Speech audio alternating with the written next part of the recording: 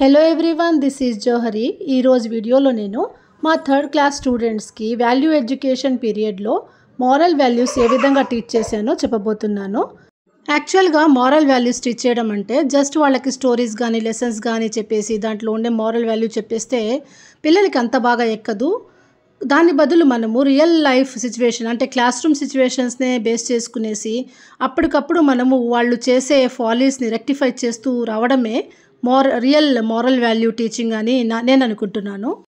అందువల్లనే నేను వాళ్ళు పిల్లలు చేసే మిస్టేక్స్నే తీసుకునేసి ఎగ్జాంపుల్గా వాళ్ళకి మంచి చెడు చెప్పడం చేస్తూ ఉంటాను. సో ఈరోజు నేను క్లాస్లో ఎంటర్ అయ్యేటప్పటికి ఒక పాప ఇంకొక పాపని కొట్టిందంట.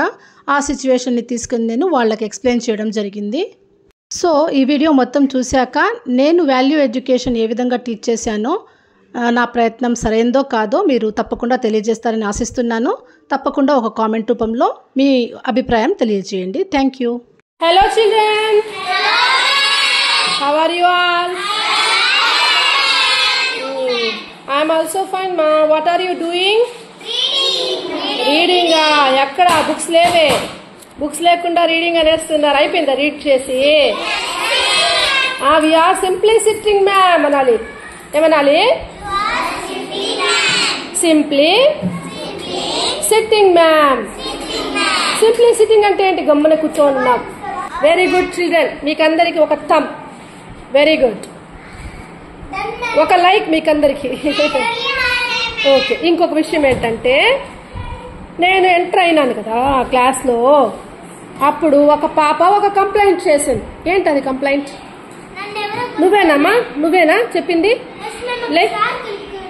నువ్వు వస్తే ఏం చేస్తున్నారమ్మా? గట్టిగా చెప్పు. ఏం జరిగింది నీకు? ఎవరు కొట్టారు? పాపనా అబ్బాయా? అమ్మాయి కొట్టింది. ఎవరు మా కొట్టింది? ఊరికే కొట్టిందా లేకపోతే తమాషగా లేకపోతే కావాలని లేకపోతే తెలియకుండా?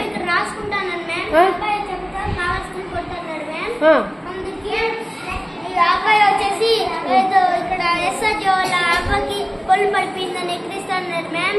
అందుకే నవ్వాను మ్యామ్. అందుకే ఆ పాప వచ్చి కొట్టింది. సరే, ఆ పాప చెప్పింది ఏంటంటే నేను రాసుకుంటూ కూర్చుంటా ఉంటే ఏదో జోక్ ఎవరో చెప్తే ఆ జోక్ కి నేను నవ్వితే ఆ అమ్మాయి కొట్టింది అని చెప్పారు. ఓకే. రీజన్ ఏదైనా సరే ఆమె కోపం వచ్చి కొట్టిందో ఏంటో. కొట్టడం మంచిదా? నాకు ఎవరైనా బెస్ట్ ఆన్సర్ చెప్పాలి. మైండ్ లో బాగా ఆలోచించుకోండి. కొట్టుకోవడం మంచిదా అనే దానికి మీరు చెప్పాలి ఆన్సర్. లేక మంచిదా, లేక ఎందుకు కొట్టుకోకూడదు, ఏమవుతుంది అనేది మొత్తం నాకు 5 minutes నేను లేపుతాను. ఎవరు మంచి ఆన్సర్ చెప్తారు? కూర్చోవాలి. రెడీ? అందరూ కామ్గా ఉండండి. కొట్టడం వల్ల దెబ్బ తగిన వల్ల సార్ చెప్పే వల్ల వాళ్ళు మోకాలు వేస్తారు మ్యామ్. దాని వల్ల అందరు నవ్వే వల్ల మళ్ళీ వాళ్ళు చెప్తే కూడా వాళ్ళు కూడా మోకాలు వేసేటప్పుడు వేరే వాళ్ళు నవ్వుతే కూడా అట్లే చేస్తారు మ్యామ్. ఓకే. ఇంకా అంతేనా? నవ్వుతారు వేరే వాళ్ళు, మనకు పనిష్మెంట్ దొరుకుతుంది అని మాత్రమే కొట్టుకోకూడదు. ఓకే, సిరా.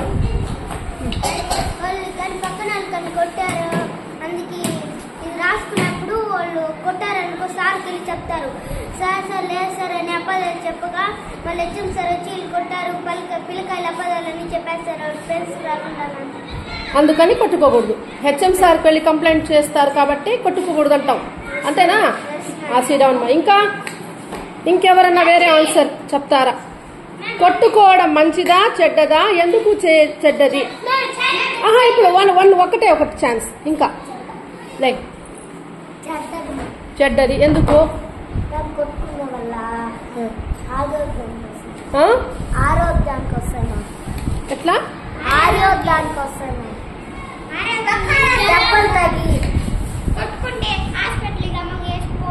హెల్త్ పాడవుతుందా కొట్టుకుంటే? ఓకే. ఇంకా అంతేనా?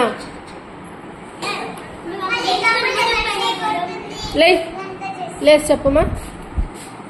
కొట్టుకోవడం ఎందుకు మంచిది కాదు?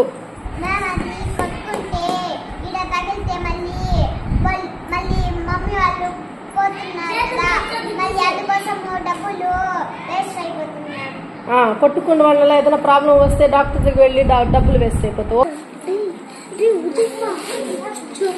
ఓకే స్టూడెంట్స్, నేను వేసిన ప్రశ్నకి కొట్లాడుకోవడం మంచిదా కాదా అనే దానికి మీరు చాలా చక్కటి మంచి మంచి ఆన్సర్స్ ఇచ్చారు. నిజంగా క్యూట్ ఆన్సర్స్. ఇప్పుడు నాకు తెలిసిన కొన్ని పాయింట్స్ నేను చెప్తాను. నాకు అన్ని విని మీకు నచ్చలేదు చెప్పాలి. ఓకేనా? ఓకే. ఫర్ ఎగ్జాంపుల్ ఇప్పుడు ఒక అమ్మాయిని కొట్టింది కదా, అప్పటి వరకు ఆ ఇద్దరు ఎలా ఉన్నారు? ఆ ఇద్దరు ఫ్రెండ్లీగా ఉన్నారు. బట్ ఇది కొట్టిన తర్వాత అమ్మాయికి కోపం వచ్చేసింది. కొట్టింది నన్ను, అదే మైండ్ లో ఉంటుంది. సో ఫ్రెండ్షిప్ ఏమైపోతుంది? బ్రేక్ అయిపోతుంది. ఇంకా ఫ్రెండ్స్ ఉంటారా మనకి? కొట్టుకుంటూ ఒకరినొకరు కొట్టుకుంటూ పోతే ఫ్రెండ్షిప్ ఉంటుందా? ఉండదు. సో ఫస్ట్ ఫ్రెండ్స్ ఉండకుండా పోతారు మనం కొట్లాడుకునే బుద్ధి పెట్టుకుంటే. సెకండ్ థింగ్ మీరు కొట్టిన విషయము టీచర్స్ కి తెలిసిపోయి టీచర్స్ ఏం చేస్తారు? మిమ్మల్ని కొట్టారు, మళ్ళీ పేరెంట్స్ పిలిపిస్తారు. మీ అమ్మాయి కొడతా ఉంది ఫ్రెండ్స్ ని అని చెప్పేసి, సరేనా? అప్పుడు పేరెంట్స్ వస్తారు. పేరెంట్స్ వచ్చి అరే నా బిడ్డ కొట్టేసింది వేరే అమ్మాయిని అని చెప్పి సంతోషంగా హ్యాపీగా పొగుడతారు.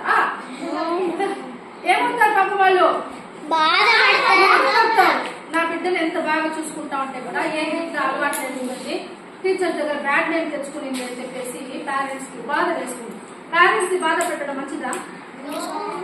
బాధ పెట్టకూడదు. పేరెంట్స్ మన కోసం ఉంటారు, మన కోసమే ప్రతి ఒక్క పని చేస్తారు. సంపాదించడం ఏ లోటు రాకుండా పేరెంట్స్ కేర్ఫుల్ గా చూసుకుంటారు.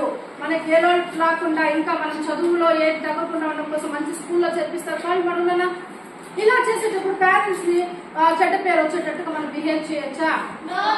బిహేవ్ చేయకూడదు. ఎందుకు? మనం హ్యూమన్ బీయింగ్స్ అంటే మనుషులు కాబట్టి మనకి తెలివితేటలు అన్ని అనిమల్స్ తో పోల్చుకుంటే ఎక్కువగా ఉంటాయి కదా.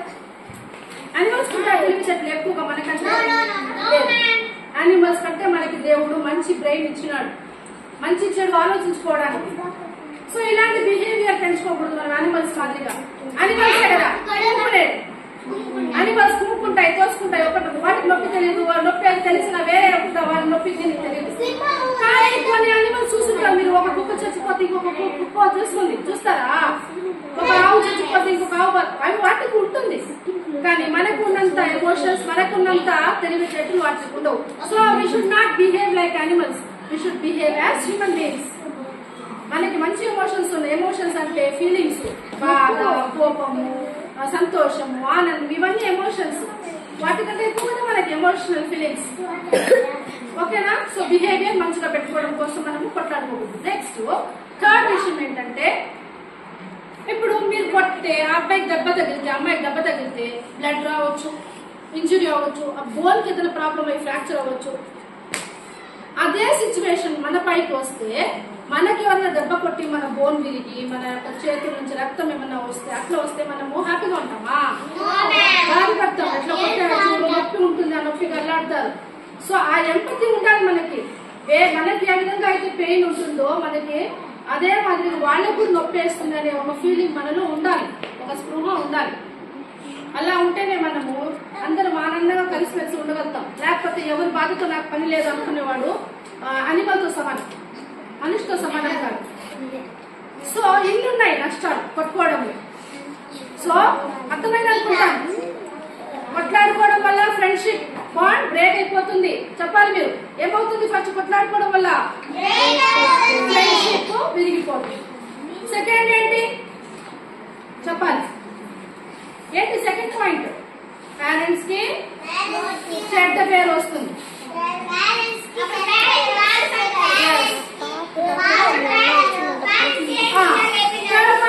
టీచర్స్ దగ్గర, హెచ్ఎం సార్ దగ్గర చెడ్డ పేరు వస్తుంది మీకే.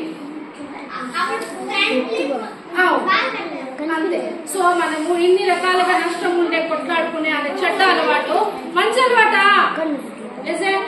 కొట్లాడుకోవడం మంచి అలవాట, చెడ్డ అలవాటు? ఇప్పుడు చెప్పండి. సో ఈ రోజు నుంచి మీరందరూ ఎలా ఉండాలి? ఫ్రెండ్లీగా. కొట్లాడుకోవచ్చా? కోసుకోవచ్చా? ఏం చేయకూడదు, ఫ్రెండ్లీగా ఉండాలి, హెల్ప్ చేసుకోవాలి. అలా ఉంటే మనం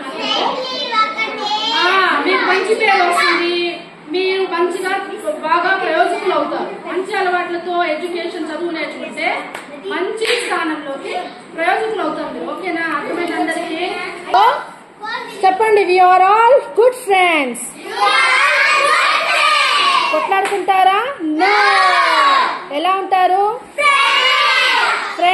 ఎలా ఉంటారు? Okay, very good.